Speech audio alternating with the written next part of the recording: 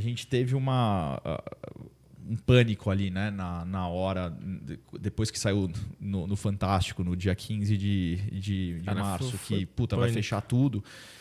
A gente ficou em desespero. Segunda-feira já caiu totalmente o movimento. Terça-feira não tinha mais ninguém na rua. A gente falou, cara, o que a gente vai fazer? Né? E a gente começou a olhar para fora, vendo Nova York, que estava em lockdown já há algum tempo, e com um mercado super forte de gastronomia lá. Sim. O que eles estão fazendo ali? E a gente viu que o pessoal já estava vendendo vouchers para consumo futuro após a reabertura do comércio. Né?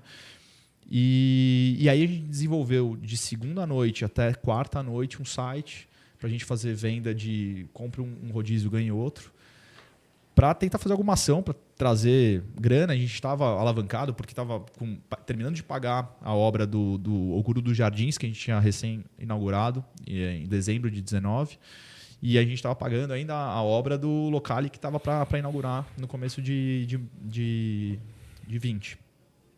Falou, cara, a gente precisa adequar aqui. Fizemos isso, cara. Aí foi um puta sucesso pra gente. A gente vendeu R$1 milhão em 4 dias. Então foi quase 10 mil vouchers que a gente vendeu. Galera do Papo de CEO, bem-vindos a mais um episódio.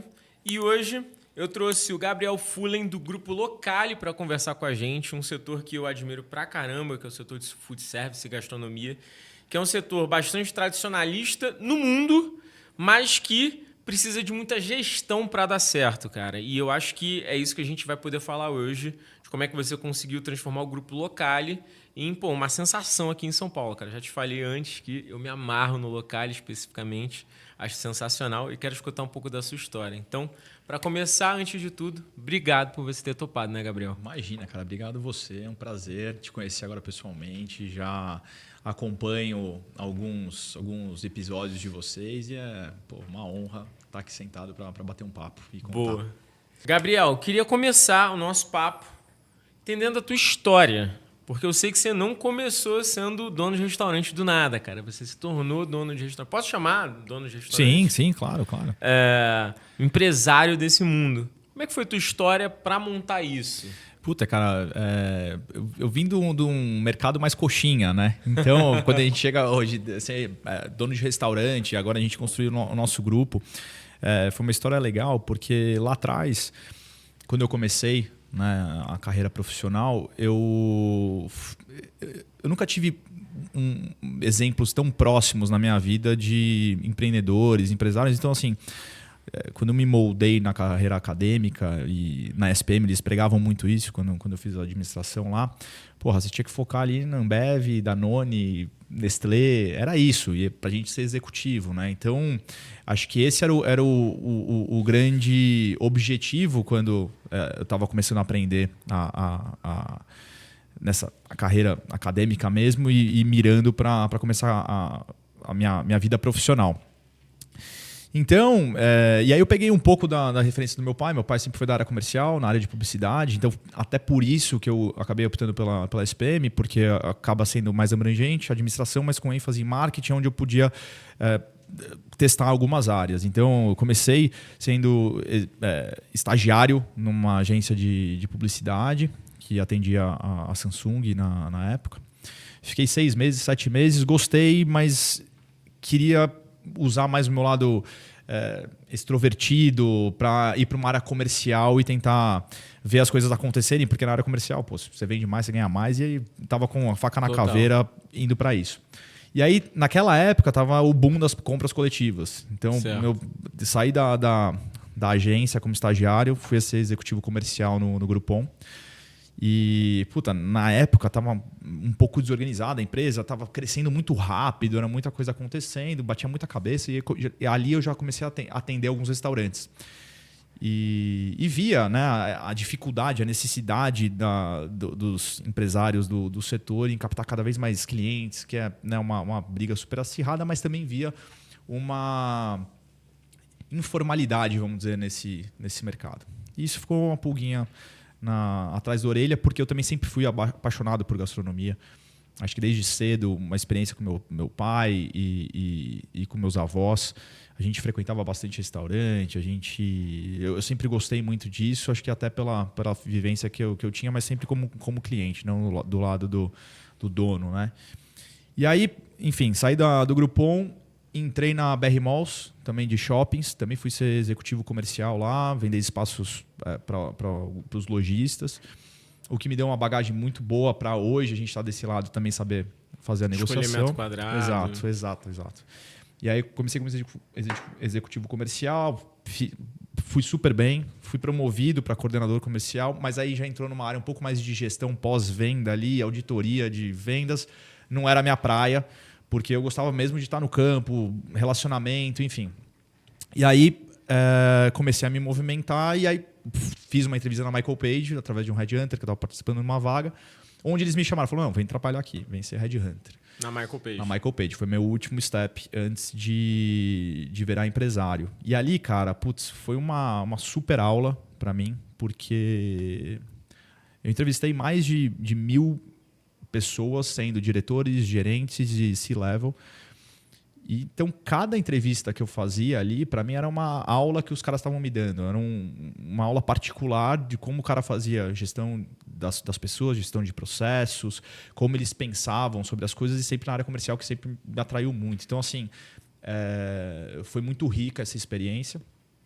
Em paralelo, era um hobby que eu tinha, eu também era DJ, então eu já estava vivendo um pouco na noite ali, então tinha muito amigo que já tinha um pezinho em restaurante, bar, não sei o quê, e aí apareceu uma oportunidade para entrar de investidor num bar, junto com mais 20 amigos. Caramba. Então entrou eu e meu irmão naquela oportunidade, tendo 10% de participação de um bar lá em 2014, que foi a nossa primeira experiência, chamava Brechó, ali no Itaim. E, cara, foi muito bacana. E assim, eu já estava um pouco de saco cheio da carreira executiva e eu falei, com 20 sócios, com a operação e com a administração não se conversando tão bem, eu levantei a mão e falei, gente, vocês não precisam de alguém que toque isso aqui, estou à disposição.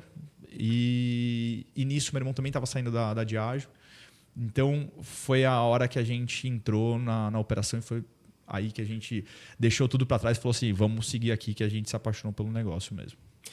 É engraçado a gente parar para pensar como é que os pontos se conectam, né? Connecting the dots. Você viveu muito uma carreira comercial, que é importantíssima para o setor. Você trabalhou no mercado de shoppings, que no final é o mercado imobiliário. Então, aprender sobre PDV e onde alocar o teu ativo, no caso do teu restaurante, eu diria que é, 50% para o negócio dar certo. Sim. Os outros 50% é gestão de estoque, é um monte de coisa, mas 50% para mim é ponto. Tem que estar bem posicionado. Tem que estar bem posicionado. E no final você começou a entender muito de pessoas, porque, não sei, hoje quantos colaboradores você deve ter? Cara, a gente está quase 400. Ai, gente para burro. E, ainda por cima, mexia com uma questão assim, de entretenimento, que é o que a noite paulista pede, né? Sim. Tudo se conecta, né, cara? Sim, acho que essa bagagem foi me preparando. E onde, muitas vezes, que nem eu disse anteriormente, eu não pensava em ser empreendedor. Eu falava, cara, na área comercial você precisa ter uma meta que você precisa alcançar. E eu falava, cara, eu não sei se eu consigo me autodar uma meta, sabe? E aí eu falava, então eu acho que o cara que é dono do próprio negócio precisa ter essa noção. Tá? Eu falei, não, eu prefiro que me dê uma meta, eu vou lá. E isso, desde lá de trás, quando eu jogava basquete, era um mindset meu. Puta, eu só vou sair daqui se eu acertar 15 bolas de 3 seguidas. Então, eu sempre tive essa questão de meta na cabeça, só que eu falava, não, alguém precisa me dar. A partir do momento que surgiu essa oportunidade, eu falei, pô, deixa eu ver aqui como é que eu me autogerencio diante disso tudo. Então, deu um friozinho na barriga, né, para fazer essa movimentação de aquele salário fixo no começo do mês ali e migrar para uma aventura, vamos dizer. Claro. Ainda mais no mercado que é super vulnerável, que depende de 1000 variáveis. Então, mas graças a Deus deu certo e aí estou há 10 anos por aqui. Hoje o Grupo Locali tem quais insígnias, quais restaurantes? Me conta um pouquinho de como é que está teu portfólio. Tá, a gente começou o Grupo Locali, a nossa primeira operação não foram os locales, foram os Oguros. A gente começou com o Oguro do Itaim em 2016. Então, era um sucesso, cara. A gente começou devagarzinho, porque o que a gente viu? O Oguro começou de uma análise que a gente olhou o mercado de restaurante japonês, onde tinha muito forte a parte de rodízio. Sim. E a parte muito forte do à la carte. Só que era muito longe a experiência dos dois. Então, o cara do rodízio quer ir para comer, enche a barriga e dane-se o ambiente. O à la carte era comer um pouquinho menos, coquetel, vibe ali, atmosfera do ambiente mesmo. E não tinha nada nesse meio. Então, a gente tentou trazer a parte de coquetelaria, a parte de música, ambiente, etc., do à la carte com o sistema de rodízio. Então, eu acredito que nesse sentido a gente acabou sendo pioneiro nesse conceito. E 2016 a gente começou, final de 2016, engatinhando até meio de 2017, final de 2017. Mas em 2017 a gente já ganhou o segundo lugar na Veja como segundo melhor rodízio. Golaço. 18, segundo de novo batendo na trave. E em 19 a gente foi eleito. E desde lá a gente é considerado um dos melhores rodízios de São Paulo. Então, assim, a gente sempre se posicionou muito bem, mas a virada de chave foi quando a gente colocou o Joe de Codorna no rodízio, que era uma febre, né, dos à la carte, e ninguém tinha feito isso no rodízio. Então a gente colocou ali à disposição. E aí um fun fact é que na primeira semana dessa operação chegaram 2 meninas, amigas, que elas mandaram 32 pares de sushi do Joe de Codorna. Caramba! Acho que as meninas gostavam, entendeu? Então, assim, para você ver a febre que era na época, então a gente conseguiu pegar algumas coisas efetivamente, não só da questão do ambiente, do à la carte, mas trazer esse objeto de desejo para uma forma mais perto e também de volume, de quantidade e trazendo aqui para o ambiente do rodízio. Então, acho que esse foi o diferencial que a gente foi construindo a marca Oguro. Agora eu fiquei curioso, mas esse produto especificamente não tinha no rodízio porque o CMV dele é alto, é isso? Não necessariamente é o CMV, é a complexidade na hora do preparo. Então a gente teve que trazer mais gente para a operação e é por isso que a gente conseguiu arriscar, vamos dizer. Acho que ninguém colocava, porque falou, putz, se for sair muito em volume vai ter que ter uma pessoa. A gente falou, beleza, vamos botar uma pessoa. E aí, só isso já fez o negócio girar muito mais forte. Então, foi um golaço que a gente fez. E aí, após isso, a gente acabou sendo eleito o melhor rodízio de São Paulo. Boa. E aí veio o Locali depois? O Locali veio em 20. Na verdade, em 19 ainda, aproveitando, então, em 19 a gente abriu o Cole, que era uma operação de frutos do mar feito a carvão, então por isso o nome Cole, do inglês. Tá. E aí a gente começou também em maio de 2019, estava indo super bem até vir a pandemia, né? Que a gente acabou fechando essa operação. A gente já estava no processo de abertura do Locali Café, que é a casa vizinha do Cole. Uhum. E tanto que o coquetel de inauguração era dia 20 de março. O lockdown foi dia 18 de março. Então a gente estava para abrir o Locali e a gente segurou tudo. Por quê? A gente teve uma... Eu não sei se a gente já entra aqui nessa... Não, pode mandar. E o Papo de CEO agora tem como patrocinador oficial a Transferum, uma empresa de infraestrutura em blockchain e criptoativos. Um dos principais produtos da Transferum é a solução de pagamentos que conecta toda a infraestrutura bancária, blockchain e criptoativos em um único sistema, te dando mais segurança e diminuindo seus custos. Se você quiser conhecer mais sobre a Transferum, não deixe de acessar www.transferum.com.br. A gente teve um pânico ali, né, na hora, depois que saiu no Fantástico, no dia 15 de março, que vai fechar tudo. A gente ficou em desespero, segunda-feira já caiu totalmente o movimento, terça-feira não tinha mais ninguém na rua, a gente falou, cara, o que a gente vai fazer? Né? E a gente começou a olhar para fora, vendo Nova York que estava em lockdown já há algum tempo, e com um mercado super forte de gastronomia lá. Sim. O que eles estão fazendo ali? Aí a gente viu que o pessoal já estava vendendo vouchers para consumo futuro após a reabertura do comércio, né? E aí a gente desenvolveu de segunda noite até quarta noite um site para a gente fazer venda de compra um rodízio, ganhe outro. para tentar fazer alguma ação, para trazer grana. A gente estava alavancado porque estava terminando de pagar a obra do Oguro dos Jardins, que a gente tinha recém-inaugurado em dezembro de 19. E a gente estava pagando ainda a obra do Locali, que estava para inaugurar no começo de 20. Falou, cara, a gente precisa adequar aqui. Fizemos isso, cara. Aí foi um puta sucesso pra gente. A gente vendeu R$1 milhão em 4 dias. Então foi quase 10 mil vouchers que a gente vendeu. Né? Então isso deu um fôlego pra gente pegar esse valor, estruturar também a operação nossa de delivery e começar. Porque a gente tinha um delivery que era irrisório, a gente desligava, não tinha capacidade produtiva quando a gente estava com a casa cheia, enfim. E a gente fez um modelo super bacana, com embalagens bacanas, tal, para tentar levar a experiência do nosso rodízio de posicionamento, etc., na casa das pessoas, que a gente precisava achar algum diferencial para ser lembrado durante a pandemia. Sim.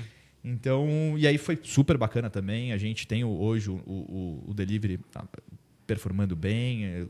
Tipo, abriu, inclusive, a marca do Poke, que é a irmã do sushi no delivery. Então foi também um aprendizado muito bacana durante essa pandemia. O Locali, então, abriu em 20. Abriu e fechou, né? Ele não chegou a abrir, na verdade. Assim, a gente abriu de portas fechadas, vamos dizer. A gente abriu em maio. Tem uma janelinha ali de grab and go, onde a gente vendia os canoles, Negroni, Aperol para viagem. E muitas vezes ali depois, em maio, junho, a galera já não estava mais aguentando ficar em casa. E ali estava super gostoso, a gente tinha um banco na frente, muitas pessoas iam lá para tomar um drink na calçada mesmo, ver gente e interagir. E a gente foi conquistando o bairro já, desde aquela época. E aí, cara, a gente falou, acho que não faz muito sentido o Co aqui do lado, porque a grande parte dos produtos são importados, a gente não sabe como é que vai ficar o preço do dólar ou a importação, quais vão ser os trâmites pós-pandemia.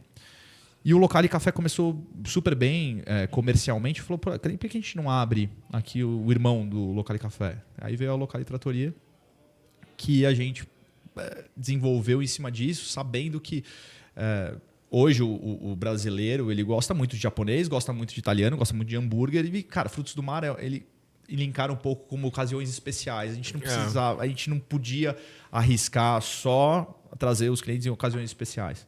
Né? Então, a gente fez essa virada de bandeira que foi super bacana. Então, a gente abriu o Locali Café em maio. Em novembro, a gente abriu a Trattoria. E Trattoria é uma boa Trattoria, né?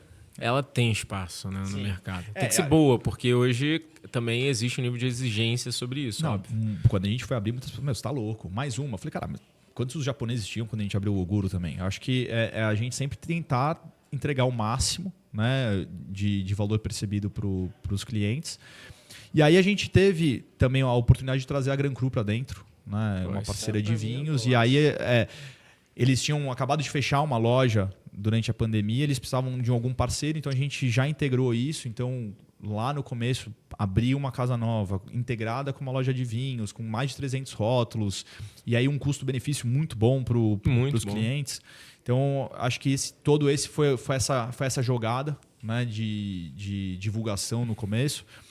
Começamos desde sempre entregando um produto bem bacana e um ambiente legal. A gente foca muito como grupo, obviamente nos produtos, mas no atendimento, na hospitalidade. Se a gente está dando, de fato, a atenção devida para todos os clientes. Cara, hoje a gente atende quase 50 mil clientes no grupo por mês.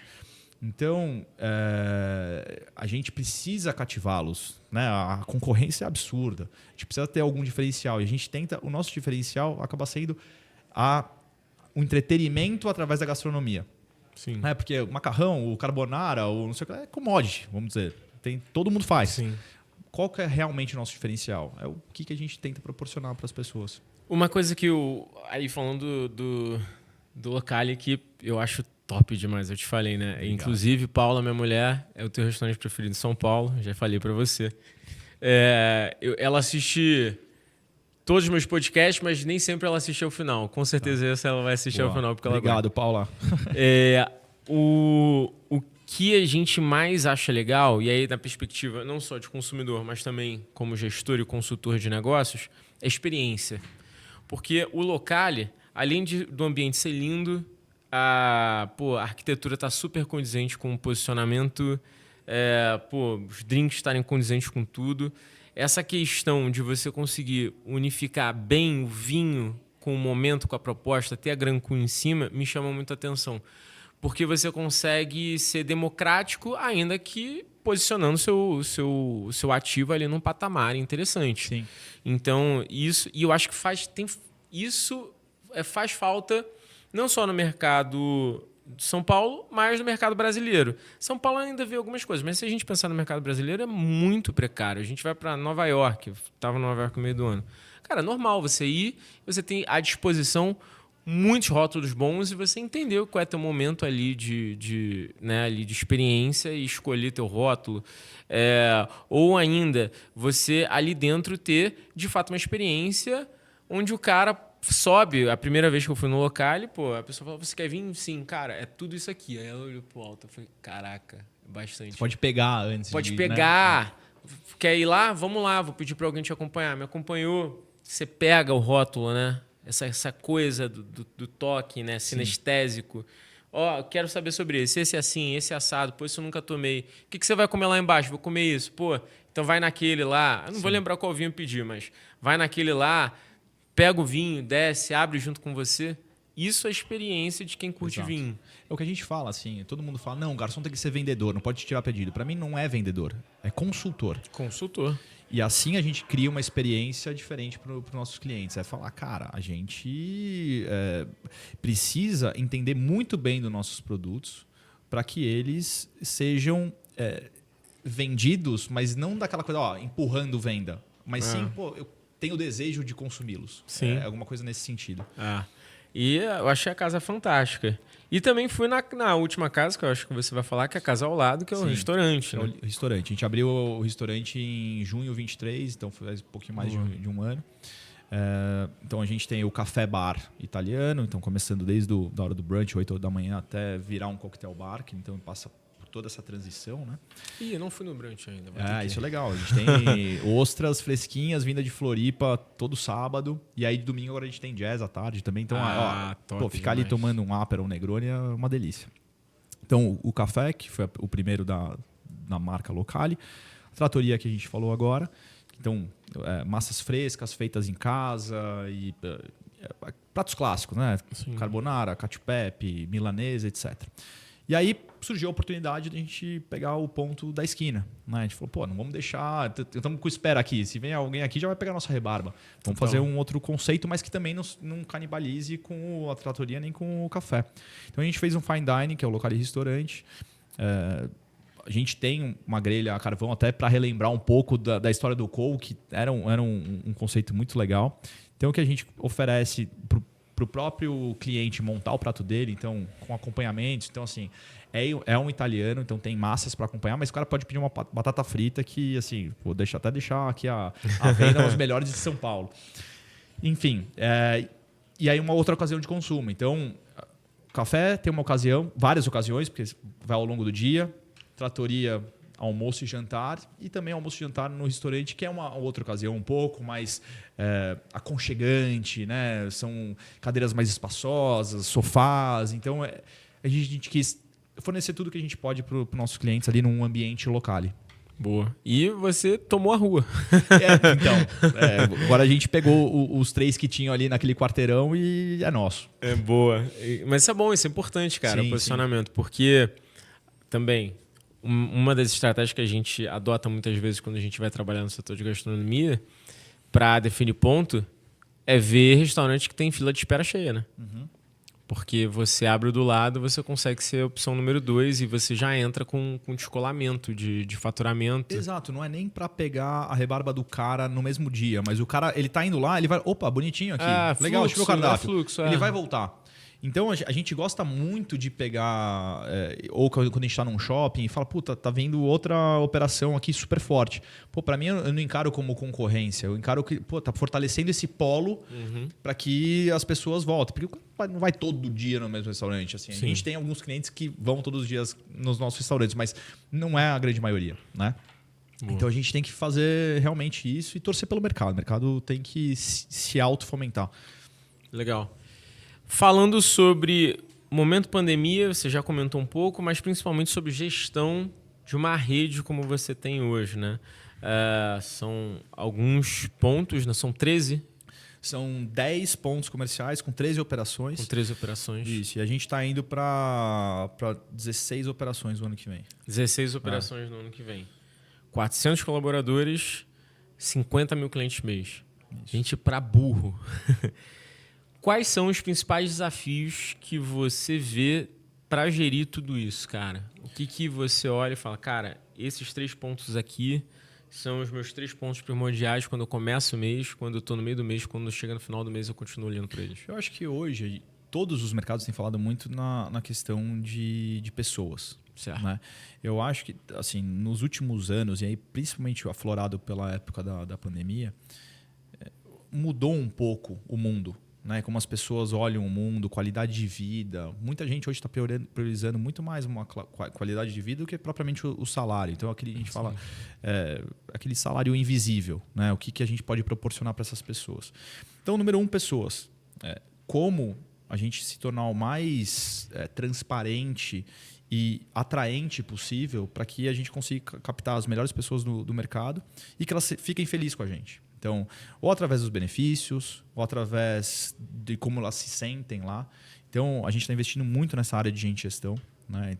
Plano de carreira, até o próprio onboarding, que é muito importante. Né? A gente sente que se a gente não faz um onboarding muito próximo dessas pessoas, ela não se identifica tanto, né, com a empresa e aí não cria aquele fit realmente de vestir a camisa. E com esse crescimento que a gente teve, então a gente deixou um pouco de lado lá no começo, mas hoje a gente está investindo muito nessa parte de pessoas. Então, pessoas número 1. Parte de produtos, para a gente é bem difícil. E aí a gente falando de ioguro, a gente fala de salmão dolarizado, vem do Chile. Puxa. E assim, nevou um pouquinho a mais, sobe 20%. Então, assim, a gente, com o volume, a grande quantidade que a gente tem, cada R$1 já faz diferença. Então, a gente tentar ter uma previsibilidade onde não tem muita, principalmente nessa linha, é um pouco mais difícil. E aí, por toda a situação econômica, né, do país, a gente está tendo uma dificuldade de fazer uma projeção a longo prazo. A gente está ajustando o nosso projetado ali trimestralmente para entender se a gente vai conseguir chegar. E aí a parte que é uma incógnita ainda, a terceira, tecnologia. Como é que a gente vai trazer a tecnologia a nosso favor? A gente entende que é muito importante. Por ser um perfil onde o tete-a-tete vale muito, então, isso que você está falando, da experiência. Cara, se eu boto, vou economizar, beleza, vou tirar 4 garçons aqui, vou colocar o iPad para o cara selecionar aqui. Acabou esse negócio de sobe lá, vê o vinho, pega o vinho na mão. Então, assim, é muito... Você tem que avaliar muito bem, porque é esse um setor icônico, né? O mercado. Pô, acho que, sei lá, restaurante não vai acabar nunca. Mas eu acho que a gente tem que tentar pegar essa tecnologia para entender melhor nossos clientes, entender melhor a gestão. E isso a gente está estudando muito também. Então, acho que esses são os 3 pontos principais hoje de grande estudo e atenção dentro do grupo. E, bom, a Hyper tem uma área de tecnologia, eu sou mega tecnológico, né?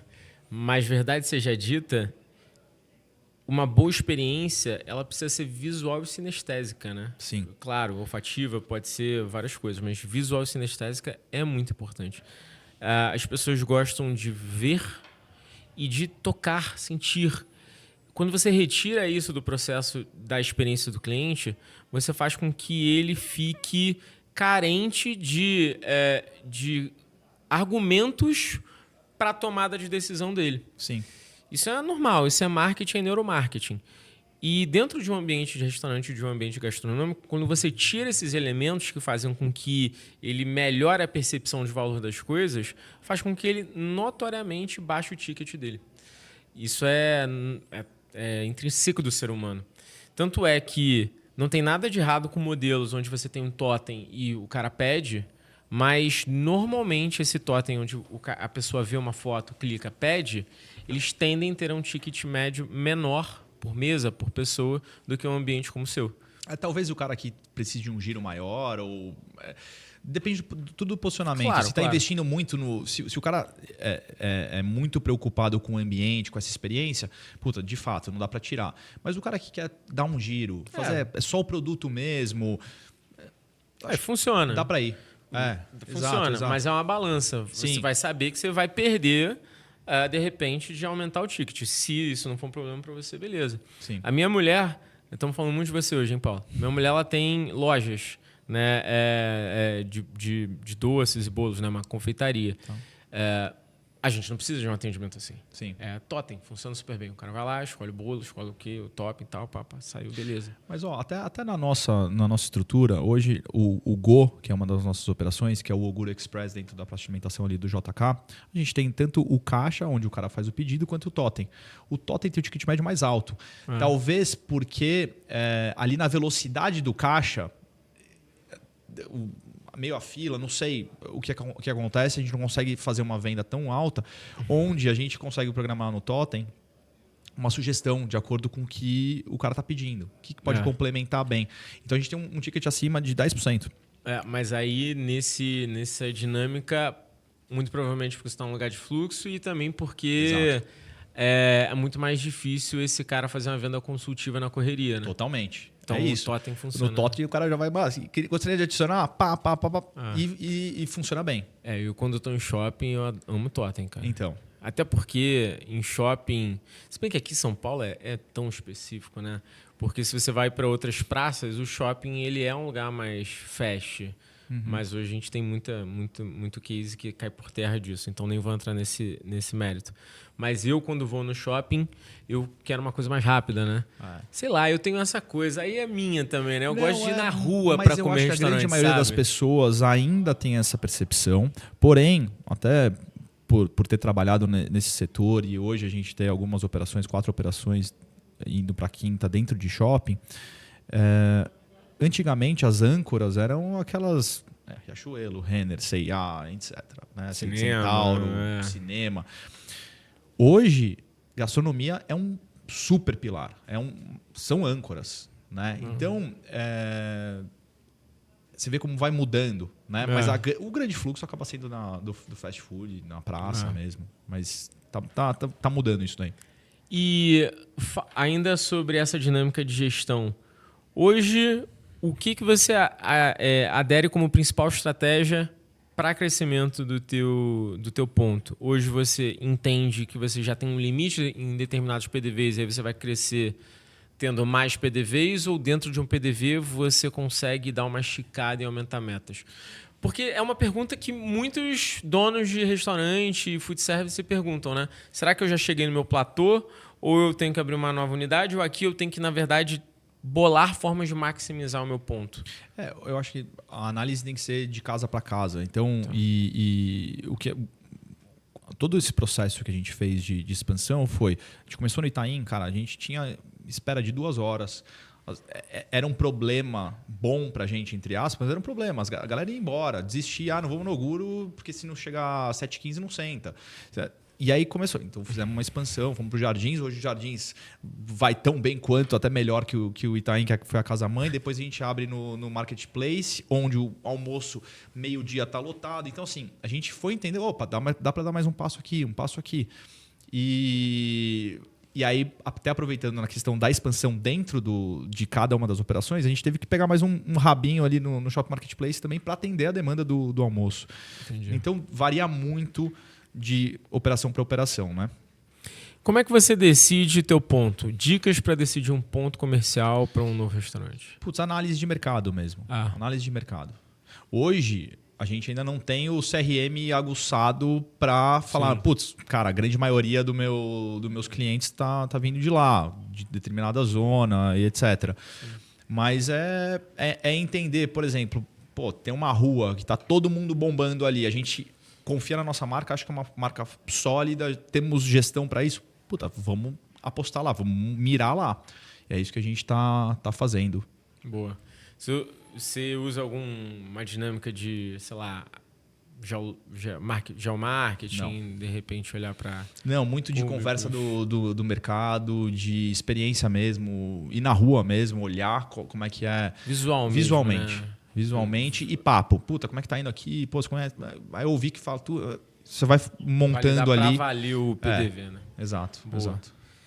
E aí, outra questão que sempre é uma discussão enorme no setor. Vou montar um restaurante. Cara, meu custo de construção aqui vai ser R$1 milhão, R$2 milhões. Como é que eu projeto isso no meu business? Como é que você faz isso? Retorno 5, 10, 15 anos? Você tenta, sei lá, entender, fazer uma parte do restaurante, você tem um máximo que você acredita ser relevante em termos de investimento, acima disso não faz sentido. Como é que é a tua análise? A gente já tem um modelinho pronto para o Guru, Locali e até para o Exime a gente fez, né, com projetado, etc. E aí eu procuro ser mais pessimista dentro de uma realidade para, cara, se estiver performando mal, é isso aqui. Dá para ir? Não dá? Até porque a gente tem um plano também de consolidação da marca e blindar. Né? Eu acho que a gente não pode ser arrogante e falar a gente é o melhor de São Paulo, vamos ficar por aqui. Não, cara, o mercado ele pulsa. Né? A gente não pode bobear, a gente tem que demarcar alguns territórios também.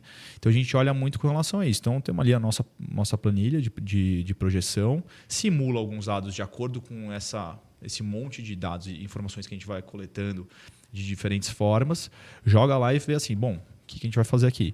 Então, e hoje a gente tem também parceiros que nos apoiam, não só os parceiros da indústria, mas banco que consegue e acredita no nosso trabalho. Então, hoje a nossa expansão foi feita nesses moldes. Você tem, não só para o seu negócio, mas assim, mercado, para alguém que é do setor de food aqui e está escutando a gente. Você tem algum ROI médio que você acha que um restaurante deveria dar? Esse restaurante tem que retornar em 5 anos, sei lá. Puta, cara, dentro do meu grupo, 24 meses é o que a gente mira. Boa. É o que a gente mira. Puta, 36? Tá. Ok, mas eu tento 24. Que já é bem diferente do mercado, sim, você sabe, sim, né? sim. Não, total, mas é aquilo, cara, porque como sou eu e meu irmão, não temos sócio investidor, nem nada por trás, o negócio tem que estar certo. Não dá pra, vou arriscar aqui, vou ver se... testar. Não dá. Então, assim, tem que ser... Até porque aí é aquela responsabilidade e o peso nas costas. Graças a Deus, a gente nunca teve um case que não foi um sucesso. Então, putz, se a gente der um piso fora putz, não tá tão bom, lá tá meio vazio, cara, isso a gente não quer. Então, a gente tem que ir realmente para entrar chutando a porta. Entrar com mais calma, mas entrar mais certeiro, né? É isso. Boa. É isso. Até porque a gente não tem que prestar conta para ninguém, entendeu? Então, muito até da nossa estratégia do dia a dia, a gente não faz grandes loucuras. Corta o parmesão, esse parmesão importado tá muito caro. Não. O que eu quero? Eu abro mão em determinados momentos de margem para que o meu cliente fique plenamente satisfeito e reconheça o valor, né, de ter o parmesão importado e não pegar um outro nacional que não tenha tanta qualidade, né? E mais uma vez, no teu setor, o cara tá gostando do restaurante, ele vai 1, vai 2, vai 3. Ele tem uma péssima experiência, acabou. O cara pode ir 9, 10, foi não volto mais. Não é mais como era antigamente. Adeus. E eu falo, assim, a gente fala muito isso para nossa equipe, cara. O cara que tá trabalhando ali com a gente, ele atende, sei lá, 50, 60 pessoas na noite. Mas eu falo, você tem que lembrar que é o jantar da sexta-feira do cara. Pô, é o jantar especial de comemoração de promoção dele, de aniversário de namoro. Então, você tem que fazer aquela experiência muito exclusiva, muito marcante para cada um deles. Então, cara, a gente tem que ficar muito, muito em cima mesmo. Boa. Outra questão que eu também acho bem legal de abordar aqui. Foco do negócio. Foco é crescer para rentabilizar, crescer para vender, crescer para ter sucessão. O que você imagina em termos de, vamos chamar de governança? Sim. A gente sempre cresceu para nós mesmos, né? Até de novo, não tendo sócio, quanto maior for e sendo rentável, melhor para a gente. Mas a gente não pode ser hipócrita e falar assim, cara, se alguém, veio aqui, tá tudo organizadinho, bonito, me paga o que eu acho e tá tudo bem, né? Óbvio, carinho, beleza. Mas isso é business, é negócio, entendeu? Sim.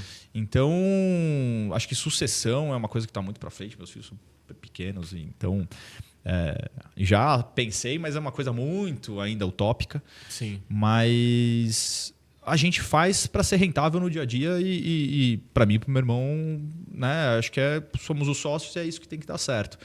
Na medida que isso está dando certo, atrai os olhos dos investidores, mercado, enfim, está aquecido o nosso mercado. Mas esse não é o plano principal nosso. Eu pergunto porque tá aquecido, né? Sim, super. Tá aquecido. A gente está vendo grupos, pegando grupos. E é a tendência. Se a gente olha para fora, os mercados na Europa, até os próprios Estados Unidos, já aconteceu estão consolidados, isso, né? Tem grupos com muitas milhares de casas. Então a gente está muito atrás com relação a isso. Então, oportunidade deve surgir. Mas assim, com calma também, não é esse o objetivo. Acho que o objetivo real nosso é de perpetuar essa jornada do nosso cliente. Nosso cliente sempre voltar, sempre recomendar. E aí a gente não pode só pensar no resultado, porque vamos aumentar o EBITDA aqui, só que por quanto tempo o cara vai continuar voltando, percebendo essa qualidade, né? Acho que tem que aumentar organicamente, através do faturamento e de eficiência, não cortando coisas que a gente não acredita nesse momento. Boa, legal. Uma coisa também que é legal a gente abordar aqui é a questão do setor de gastronomia não ser tão profissionalizado como vocês são, né? A gente sabe que o setor de gastronomia sempre foi uma opção para o cara que não sabia muito o que fazer, ou às vezes é um negócio herdado, que é de família, ou às vezes o nono e a nona que vieram para cá e tentaram fazer alguma coisa. É um setor que ainda precisa crescer bastante. Ao mesmo tempo que a gente está vendo grupos se formando como o seu. Como é que você está enxergando o mercado assim, fazendo uma análise mais macro assim, da profissionalização e do momento que ele está?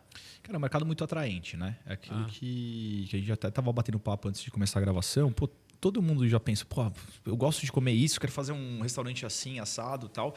Então, é um mercado atraente para as pessoas. A barreira de entrada é baixa. Então, muitas vezes, isso dá uma inflacionada no mercado, porque um aventureiro entra, gosto do gerente do local, e vou lá, vou pagar o dobro pro cara. Vou trazer mais 3, cara, vou pagar um pouco a mais. O cara inflaciona o mercado por um breve período de tempo, não para de pé. E aí depois, não, porque eu estava ganhando tanto, não sei o quê, não vou voltar. E aí começa a dar esse burburinho.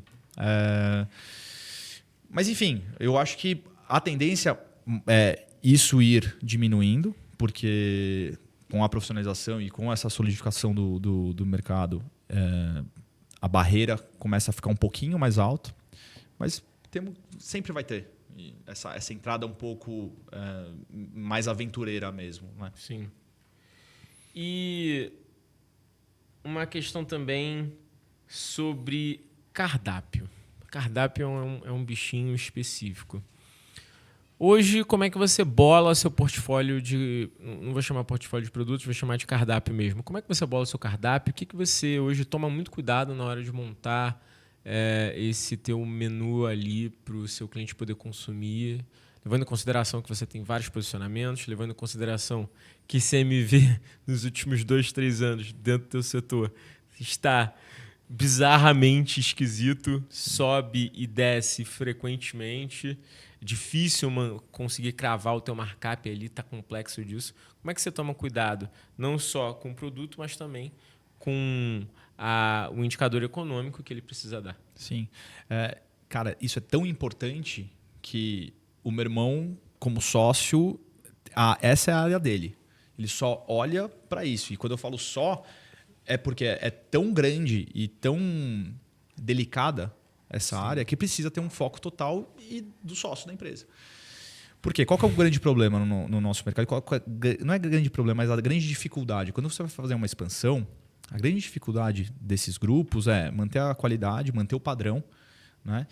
E o nosso intuito você vai comer no Oguro aqui do Itaim, você tem que fechar o olho. Se você estiver no Oguro de Campinas, tem que ser igual. A apresentação, o sabor, a música, etc. Então, essa parte de uniformidade do grupo fica tudo embaixo dele. E assim, são feitas muitas análises antes de colocar um produto para girar. Tem alguns produtos que a gente coloca por ação, uma ação comercial, que muitas vezes até pode não girar tanto e não ter uma venda tão expressiva, mas a gente conseguiu comunicar, né, isso para o mercado. A gente está tentando sempre estar em evidência, então a gente tem também essa estratégia de produtos. Esse produto é um pop-up aqui rapidinho, vamos fazer, chama atenção, a galera vem para cá, não necessariamente vai consumi-lo, mas vem para cá e a gente fideliza esse cliente. Então, esse modelo é o meu irmão junto com todos os chefes. A gente não cozinha, a gente não prepara nada, mas a gente pesquisa muito, a gente vai atrás. Meu irmão viaja o mundo inteiro pegando esse tipo de referência, até para tentar também trazer inovações, assim como a gente fez com o Joe de Codora lá atrás. Sim. O que mais a gente pode achar e ser pioneiro de alguma forma, ou uma apresentação diferente. Hoje é muito vendável o que o Instagram mostra, o TikTok. Putz, olha isso aqui, o nosso Beef Wellington lá do restaurante sai demais. Muito. Entendeu? A gente colocou já, na mesma semana que a gente colocou ele no cardápio, ele já foi o cara que mais saiu, porque ele é muito bonito e, modéstia à parte, muito gostoso também. Enfim, e é muito dinâmico. É um cardápio vivo ali.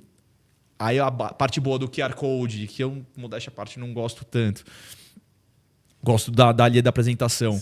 É mais barato, porque senão você tem que ficar também sempre reimprimindo os cardápios. Então, mas, enfim, é uma análise que a gente tenta fazer praticamente semanalmente. Você percebeu que essa mudança para QR Code ajudou muito na composição de produto, né? Porque você consegue alterar produto e muitas vezes as pessoas nem sentem, né? Exato. Então isso é bom para poder... E você não tem o gasto de reimpressão, né? Porque para um restaurante grande, quantos cardápios você vai ter que reimprimir? Quantas vezes você vai fazer isso, né, no mês ou no... Você não imprime de qualquer jeito, né? Exato. Exato. Então, o custo com a gráfica nosso é um pouco, talvez, um pouco não, bem mais alto de quem tem uma operação com QR Code. E marketing?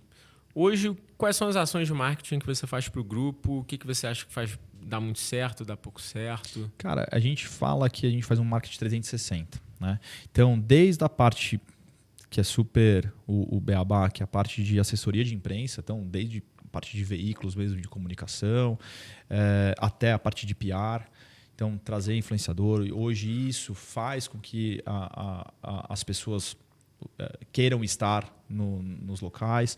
Fazemos tráfego pago no Instagram também para impulsionar nossas mídias. Então, a gente atua de muitos lados. A gente faz participação em alguns eventos. Então, posiciona junto com alguma marca legal, enfim. Então, a gente vai criando esse tipo de ambiente do marketing, mas pautado em movimento. Então, a gente sempre tem que trazer ações. Então, é uma experiência nova. A gente é embaixador da Negroni Week no Brasil. Então, vamos falar sempre bastante de Negroni. Então, vamos criar variações de Negroni para isso ser comunicado na imprensa, a gente ter coisa para falar no Instagram. A gente vai sempre trazendo inovações e é aquilo que eu te falei, não necessariamente precisa ter uma venda muito alta nessa ação, mas a gente precisa estar sempre na memória dos clientes para eles virem até nós. Influenciador. Funciona? Você gosta? Funciona. Funciona. Para você é uma coisa que roda bem. Cara, funciona. É que assim, tem que ser muito bem gerenciado. Né? E você tem que ter muito cuidado também com quem você vai trazer. Né? Quem você vai associar com a sua marca. Pode ser uma pessoa que seja gigantesca, mas não tem o mesmo posicionamento dessa marca. Então, você pode dar um tiro no pé. Né? Então, eu acho que é uma coisa super necessária hoje. E cada vez mais a gente está trabalhando com micro-influenciadores. Que é o sweet spot. Hoje, é isso. É isso. E como a gente consegue trabalhar de uma forma orgânica isso. Que eles mesmos voltem porque eles sentiram que é bacana. A gente quer ter esses caras por perto, que eles sejam embaixadores mesmo da marca. Não necessariamente porque eles estão ganhando alguma coisa para ir, mas porque eles gostaram e se sentem bem lá. Então, fazer parte do ambiente deles, entendeu? Uma coisa interessante que você vê em lugares menores que são obviamente menos explorados em sentido de marketing, mas que eu vi que funcionam bastante. Tem um restaurante que fica no interior do Rio de Janeiro. E, assim, tem poucas opções no interior do Rio, na Serra do Rio de Janeiro, né? E o que ele fez? Cara, ele investiu em todo tipo de influenciador, micro-influenciador que passou na frente dele. Qual foi o efeito que aconteceu? Você digita a localidade lá, Itaipava, Rio de Janeiro, no TikTok, só tem ele, Só dá o cara. Só dá o cara. É um influenciador. Ah, porque tal lugar. Aí o outro. Ah, esse lugar é o melhor lugar. Não sei o que, tal lugar. E aí, conversando com o pessoal lá, eles falaram que eles tinham um budget de, sei lá, X mil reais, hipoteticamente falando aqui, 100 mil reais, e eles reduziram para 50 mil, tiveram mais que o dobro de resultados em pesquisas, né? E então, na verdade, corroborando com o que você está dizendo, micro-influenciador é muito sweet spot hoje em dia, sabe? Sim. Principalmente se você consegue falar com mais pessoas, e ainda mais hoje que TikTok é uma ferramenta de busca muito forte. Eu não confesso que eu não sou o cara que fica no TikTok, já brigam comigo o dia inteiro por conta disso, mas eu não sou o cara do TikTok. Mas hoje o TikTok é uma ferramenta de busca bizarra, né? Sim, não. A gente também acabou olhando mais para o TikTok no último ano. Por mais que ele já esteja forte há algum tempo, mas foi o último ano que a gente começou a investir mais nisso. E entender, não é só ir para o TikTok, mas qual que é a linguagem do TikTok. Se você vai também com a mesma carinha do Instagram, não vai pegar. Né? Então, precisa de uma área bem voltada para isso. A gente aumentou nossa equipe de marketing 3 vezes no último ano. Caramba. Até porque a gente precisa... Cara, eu acho que o pulmão do negócio é venda. Então, a gente precisa divulgar. E para divulgar, a gente tem que estar muito bem alinhado com tudo que a gente espera. Então, seja no Instagram com o posicionamento do Instagram, seja no TikTok como o TikTok precisa, enfim. Basicamente isso. E, mais uma vez, né? Connecting the dots, né? Você veio de publicidade, isso hoje te ajuda a operar bem nessa dinâmica. Sim. Queria também falar sobre liderança. 400 pessoas num setor que muitas vezes as pessoas julgam ser muito difícil gerenciar pessoas. Como é que é para você na Locali? Eu imagino que deve ser difícil também. Cara, mas o que você faz, assim? Quais são os seus to-dos mensais para poder ser uma boa liderança para o grupo? A gente tenta delegar e não centralizar tanto a questão de feedback. Né? A gente quer que os gerentes próprios de cada loja tenham uma liberdade para falar com todos os colaboradores das operações. E aí nossos diretores para falar com os gerentes e eu estando muito perto, principalmente da gerência das casas para cima.